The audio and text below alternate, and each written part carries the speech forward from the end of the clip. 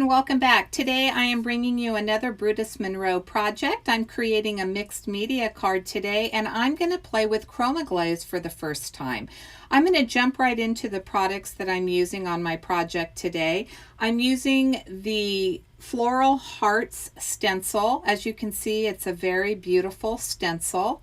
And I'm also going to be bringing in the birthday bear. I wanted some script, some writing on my card. I'm going to do some stamping with that, so I loved the script in the birthday bear. This is Judy's wreath. It is a die set. It creates a wreath, but it also has some wonderful elements, some flowers, some foliage, and then it has the word hello as well as a shadow die for that. The star of the show is going to be the Chroma Glaze. As I said, this is the first time that I've used it. I have both Bubblegum, which is the pink, and the Glistening Snow, which is the blue. I wanted to play with this first and just talk about the product itself, since this is my first time playing with it. It is a little bit thinner of a consistency than some of the other texture pastes that I have, and as the name states, it is a glaze, which means that it is going to just glaze over whatever you're using it for. I'm going to show you the bubble gum. I'm going to put it on a little bit thicker. One of the things to remember when working with the glaze is you want to work with more of a lighter hand. So with the texture paste, you usually press it into the stencil.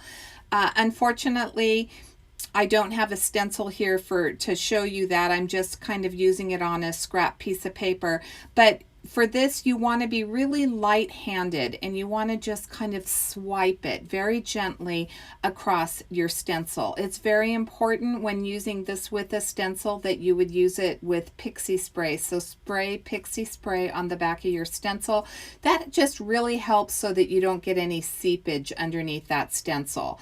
I'm going to show you how thin you can really get this. So really quickly, there you go. Look how thin that is. If you wanted to use it not with a stencil, maybe use it on a snowscape and you wanted to add some blue to your snow and add a little bit of texture and add some, what's the word that I'm looking for? Shine.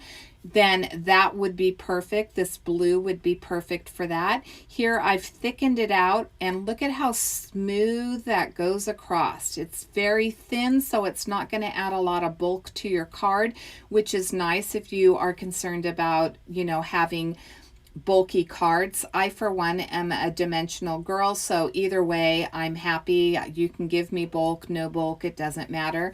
Here I'm showing you with the Ranger Heat tool how it dries. This was one of the surprising factors for me. Usually when you dry something, whether it be paste or inks, they tend to dry back and maybe not be as vibrant as they are when they're wet. Not so with the Chroma Glaze. With the Chroma Glaze, what I really loved is that it actually intensifies, and again, you get that shine. And it's so incredibly beautiful. I especially noticed it with the pink. The pink got kind of like a magenta tone to it once it dried. Typically, I wouldn't dry it with a heat tool. I just set it aside like I did with my project and let it dry. But I wanted to show you what the effect was and how that changed. Let's jump into our project. I have 3 distress inks. I have Tumbled Glass, Kitsch Flamingo, and Squeezed Lemonade. I also have a card panel that is cut to about 3 1/4 by 5 3/4, and I'm going to do a little bit of ink smushing. Here I'm going to contaminate the Squeezed Lemonade because I had a little bit of that Kitsch Flamingo on my finger. I meant to use a different finger and I didn't. And so I'm just going to spray some water on my project. I did break up the ink, as you saw, with my finger, and I did spray a little bit of water on there. And we're going to do some ink smushing and some layering. I thought that I wanted to go with some more pastel colors rather than going with a bunch of vibrant colors.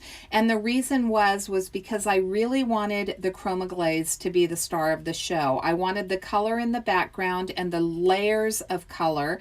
As you can see, I dry in between to accompany to what's the word? I'm really bad with words today.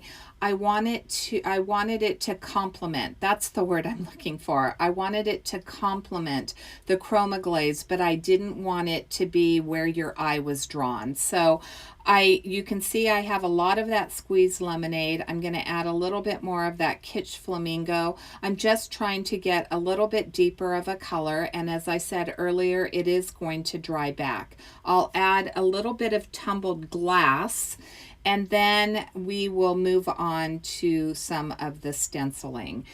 Brutus Monroe has some amazing stencils. There's a whole wish list that I have. I was fortunate enough to get this Floral Hearts. Again, if you watched my last video, I did mention that I'm a floral girl, so anything with flowers always makes my heart go pitter-patter. I'm not going to use the entire stencil. So in mixed media projects, you tend to use bits and pieces of things. For this, I'm just adding different sections. So this stencil has different type of foliage and flowers on the stencil, and so I thought that I would just take different areas of the stencil and I would add that Bubblegum Chroma Glaze. Now you can see that with the colors that I have behind it, that it really got intense and it got a really bright pink, and it's beautiful and shiny. So I thought that it needed a darker pink to go along with it, and I brought in the worn lipstick, and that's where I used the Birthday Bear sentiment stamp. So you could see that I added the sentiment, so I had a little bit of words or script writing in the background, and then I used it around the edges, the worn lipstick. I just kind of took a blending brush and I added it a little bit to the edges. I want to add more texture, and I'm taking the bubble wrap. Now this came with my Brutus Monroe packaging. Don't throw that stuff away. It's perfect for using on mixed media projects. So I just dipped it into the cap of the Glistening Snow Chroma Glaze, and I added that to my background to get even more texture and to just draw in that blue a little bit more. These are some of the pieces from the Judy's Wreath. I went ahead and used that worn lipstick. I want to tie that in a little bit more. So I'm using the worn lipstick and I blended it over the word hello, and then I cut out, as I said earlier, some of the flowers from the Judy's Wreath, and I'm going to add that to the top of this. I kept them white because I wanted the texture of them, and I think that they're absolutely beautiful, but again, I don't want to take away from that Chroma Glaze. I want that to really shine through, so I'm keeping my elements white. And then for the word hello off camera, I wanted to add a little bit more dimension to it, so I cut it a second time in white, and then I just slightly offset it. You're not going to be able to see it so much. In person you see it a little bit more. So I'm going to have two layers of the word hello with the white kind of offset in the background. So I'm going to glue these down using some glue. You saw that I did trim one of those flowers down because the stem was just a little bit too long. I'm changing the orientation. Some are going inside, some are facing towards the outside, and I love all of the texture on this card. I thought it would be really pretty to add it to a craft card base, so I do have a slimline. My craft card base is going to be 3.5 by 6. That tends to be the typical size of mini slimline that I use, and I have this jute twine, so I'm going to tape it to the back using some Scotch tape. And this is just some loose twine that I had in my stash. I'm going to tie a bow, and I'm going to add the bow with some glue on the front. And then that word hello, I'm going to angle that onto the front of my card for my sentiment. So I'm just adding that glue to it, and you can see that I have, if you look closely, you can see that I have that offset white layer underneath. So it's giving it just a little bit of dimension, and it's adding a little bit more texture to this card.